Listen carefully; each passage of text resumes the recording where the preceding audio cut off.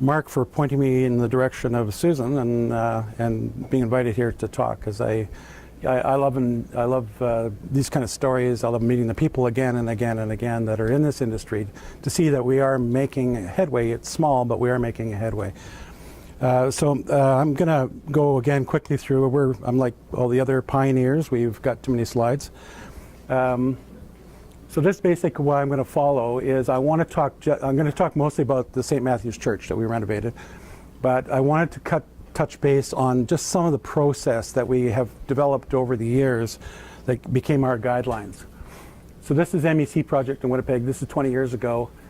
We developed a 5-step program for selecting our materials. Now these are actual construction sites, right?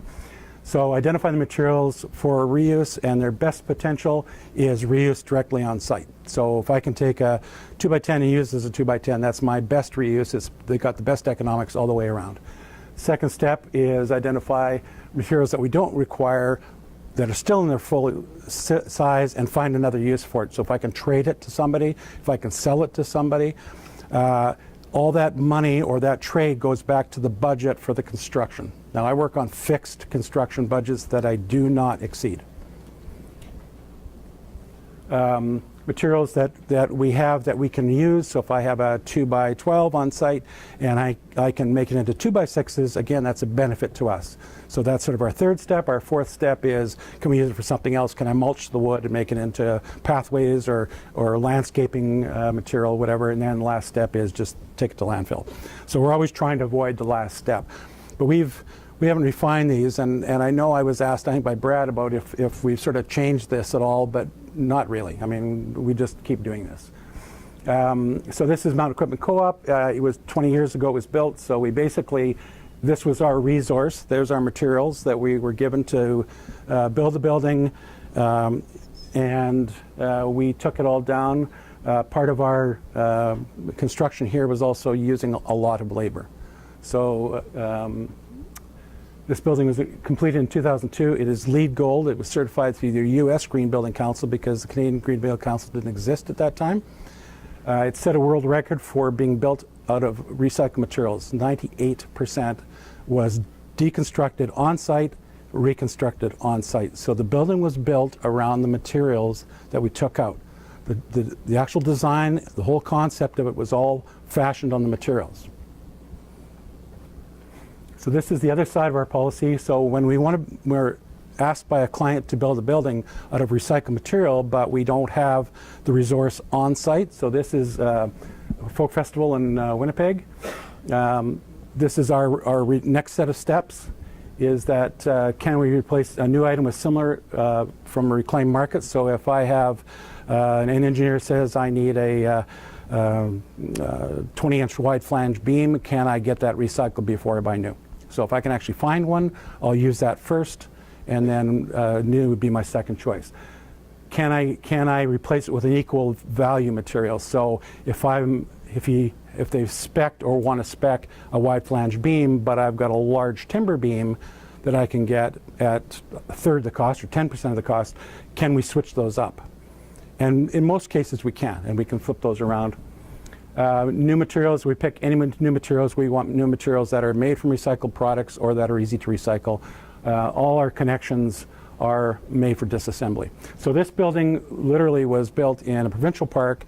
The requirements were that they didn't want it there for its lifespan, so it had to be completely unscrewed, completely removed, and leave only green space when we're finished. So screw piles.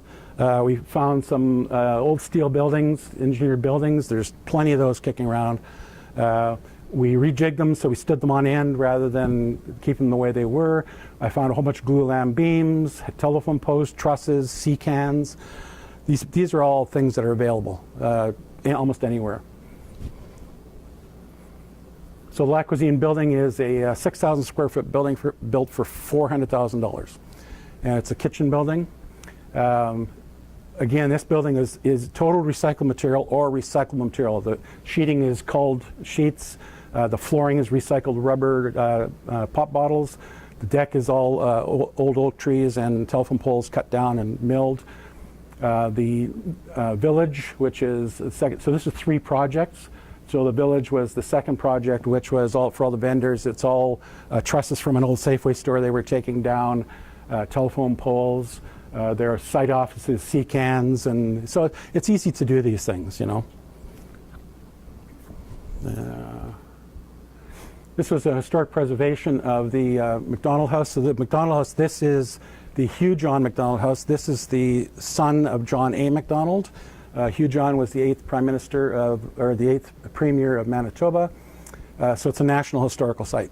So this will be on your registry here, actually. We were asked to do a reception center that came around and only came into the back shed of the building because we weren't allowed to really touch the house itself.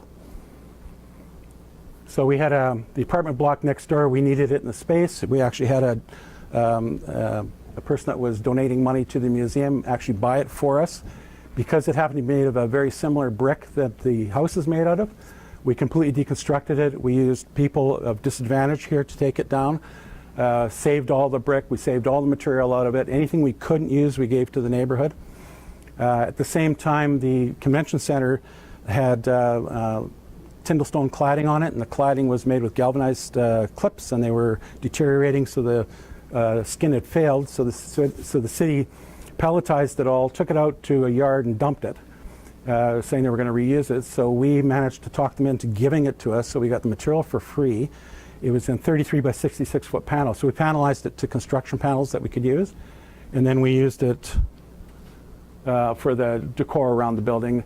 A lot of the brick that's on this existing building is all from the apartment block next door. So everything sort of matched back up to the building. This one I wanted to focus on the job training. So this was a church in its original, and it actually happened to be the original St. Matthew's Church before they built the other one. So we acquired this building. It's a concert venue. But the focus on this one was our community efforts with this one. So deconstruction offers a whole bunch of abilities for jobs, for community involvement. These buildings are typically in communities that are distressed. So you know, you can take a construction project in a community. The money that you put into the value of the construction can be put back in the community, whether it's the stores that they go to, whether it's the people shopping nearby, whether it's you're gleaning people from that area for work. So we had 2 houses that had to be removed. What we did is we had 3 weekends. We had barbecues set up, and we invited anybody from the neighborhood that was renovating their house to come in, and we showed them how to take wood out and actually not destroy it. So they took it. They just stripped it down to everything. We could take it out. The rest of the material we gave to a bunch of community projects. There were 47 different community projects that took all the material we had that was down our scale of we couldn't use it, but someone else could. So the key with this one, and one of the big things with this project is our work with disadvantaged people. So we've had all our projects for the last 20 years. We've brought people in, so I'll give you just a brief explanation how we do it, is we go out to the neighborhood that we're building the building in, so right the community it's going into, and we ask for people from that area that need jobs, that don't have work, that have a disadvantage, whether they're unemployed, whether they're homeless, whatever. And what we do is we bring them on as labor. Deconstruction is the best place to offer labor. It's an entry-level job. It introduces people to workplace health safety stuff. It introduces people to working with their hands. It gives them an income. So it's a really good place to introduce people. What it also does is the people that we recognize in this course, and that we're using the building as a course, their main primary thought pattern is food and shelter. It's not what kind of career path am I going to go on. So by having them on the job site and actually paying them as employees, the requirement I have with all the sub-trades and all the trades working there is if one of these individuals, pick any one of them, want to have a job in that trade that they see, because they might see a trade they've never seen before. So concrete work, reinforcing work, painting, something they've never seen before. We'll give him to the sub for a week for free, with the condition that if the sub likes them, they hire them. So that's that, and then if they don't, they come back in and they become labor for us, and we still use them on the job site, and we use them. So this particular job, 80%, so we had 12 people go through just 3 people that we brought into work, 80% of them got full-time jobs beyond this. There was a theater being stripped down the street, so we took all the seats out of it and had university students help us with us. The millwork we got from a Calgary courtroom they were tearing down.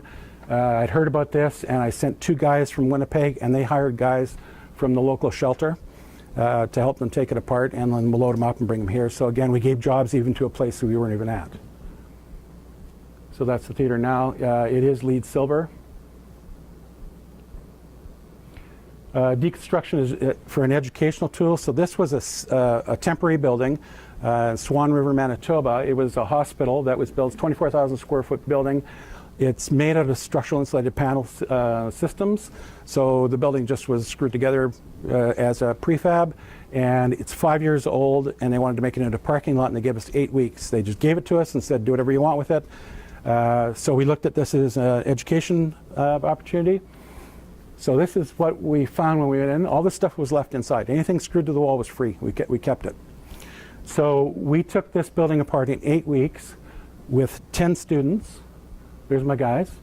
I hired a guy from a local employment. He worked with kids very, very well. And these are all kids from the neighborhood. And we taught them deconstruction because it's the reverse of construction. You take a door frame apart, you take it, you put all the screws in a box, you number the back of it, you shrink wrap it all together and put it to the side. That person that does that 8 or 10 times will know how to build it again.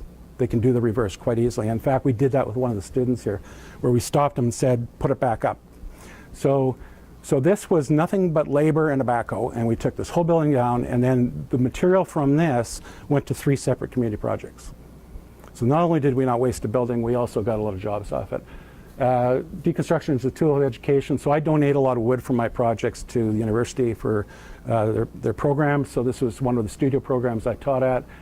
These kids were working for the Harvest Moon Festival, so they actually used for their thesis project all the materials we gave them. So they worked their project around the materials we gave them, designed these buildings, and then they went down and built them.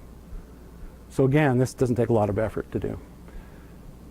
This one was on social change. So this one was Urban Circle was a old Woolworth store in downtown Winnipeg, disadvantaged neighborhood, really bad area, and they wanted to build it back up. So their brief was to use as many local people as possible, and in this case, the grand majority of the people were Indigenous people. So again, all the people that worked on this site that weren't in registered trade jobs like the electricians and the mechanical and plumbers were actually, we had about just under 80% of the people that worked here were from the site. The advantage to this was they had ownership. We didn't have any break-ins, we didn't get tagged, we didn't have any problems. The elders brought in meals every Friday, so it was quite an experience for us. So there's my main church. This one, we just finished this project a couple of years ago. So this is St. Matthew's Church. This building is 100 feet across, 140 feet long, and 75 feet high. Just a massive behemoth of building. So it was built in 1913, had a fire in 1944, took down the interior, and then was rebuilt again. So there's a mixture of 1913 product in here and 1944 product in this building. So it was a community building. It was a church. They had a congregation of about 1,200 people. It was falling off short. They have social services down in the basement, which is what was keeping the church going financially. But they decided that the space just wasn't needed anymore, and that they actually converted it into social housing. So they actually created a nonprofit housing corp. And then we were working with them the whole way through. We created an owner's brief. This is one of the strongest points in deconstruction, is that you have your owner on side and you create a brief of what materials you're taking, what you're going to do with them, who's going to get them, where they're going to go. So 26 units of housing, a church in the space. They wanted to include whatever we could use to reuse in the building, fully accessible, energy efficient, job training opportunities as much as possible. And the key is we had to do the whole thing without removing any of the paying tenants from the building. We follow an integrated design process, which again is key for construction management, and it is key for these kind of buildings. So this is the existing structure. It's basically a brick superstructure on the outside, timbers on the inside, a lot of steel, like big steel truss frames for the massive roof. The brick wall in the basement, as far as from tip to tip, that's how thick the wall in the basement was in brick. So we had just massive amount of brick.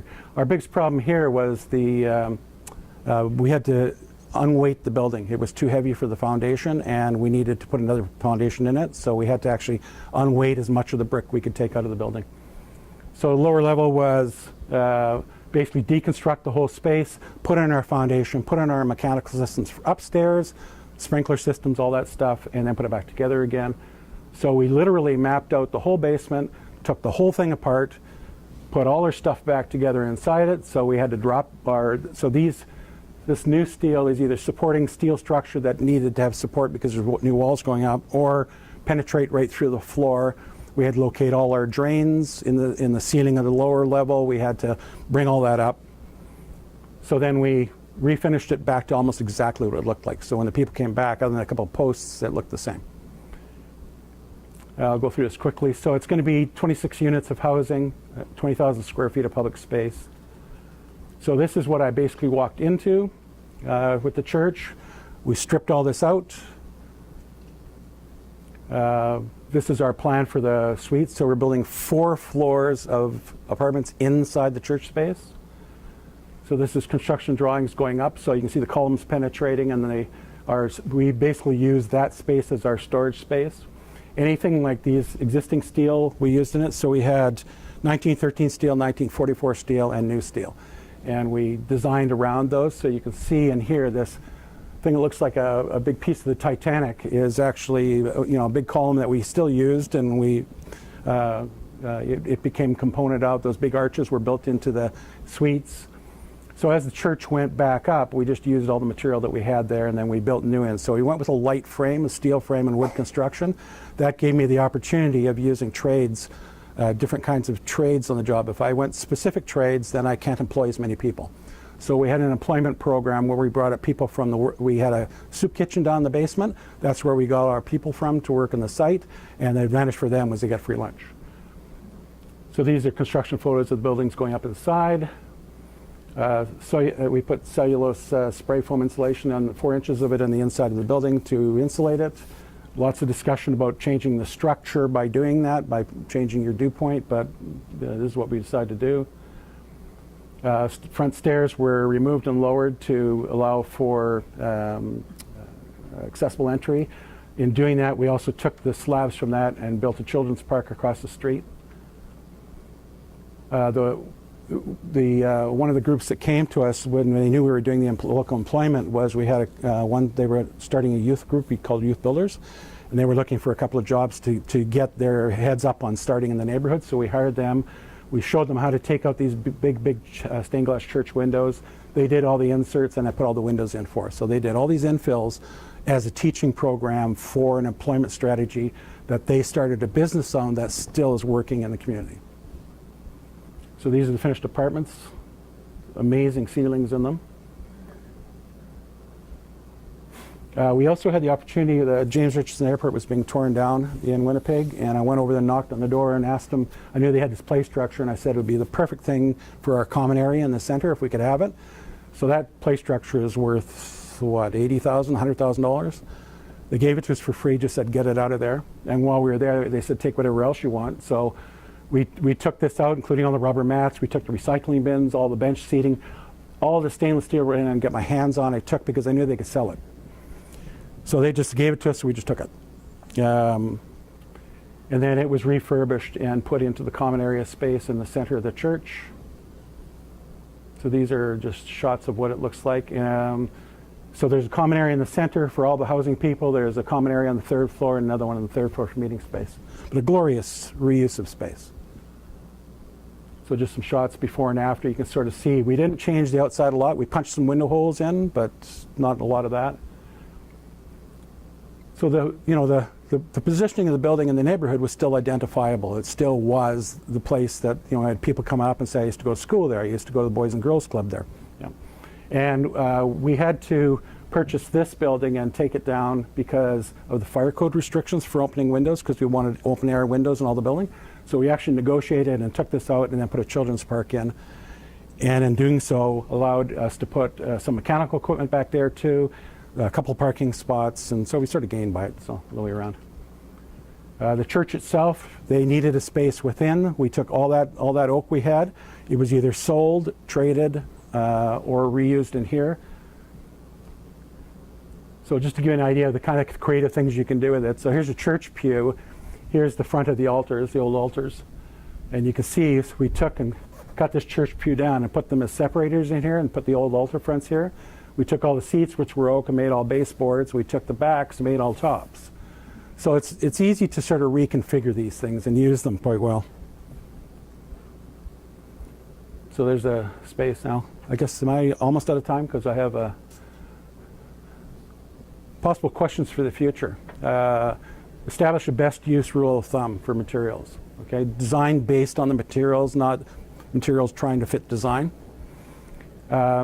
Material catalog, there was some discussions about material catalog, and I know that in your book you talk a lot about where do we find this stuff from? For the last 20 years, every building that's been built anywhere has as-built and shop drawings. Every single building. There's your catalog. It exists. It's all in digital format right now. So I can go to any building, like this building and any building I've ever built. I can tell you right down to the brand and make, model, and serial number, the doorknobs, what's in that building. Capture that information. You don't have to search too far.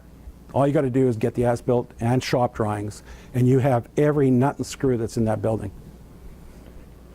I think we have to look at lightening up codes, things like brick mortar, for example. I mean, we hear about cement and how it doesn't work. Well, strategize the buildings differently. If you've got a building that's only going to be there for 10 or 20 years because it's a shopping mall store or something, allow them to use a lime-based mortar so that the brick can be saved. Change that, just tweak the code a little bit for certain buildings, not all buildings. The other stuff I won't get into. Anyways, so I think I'm out of time.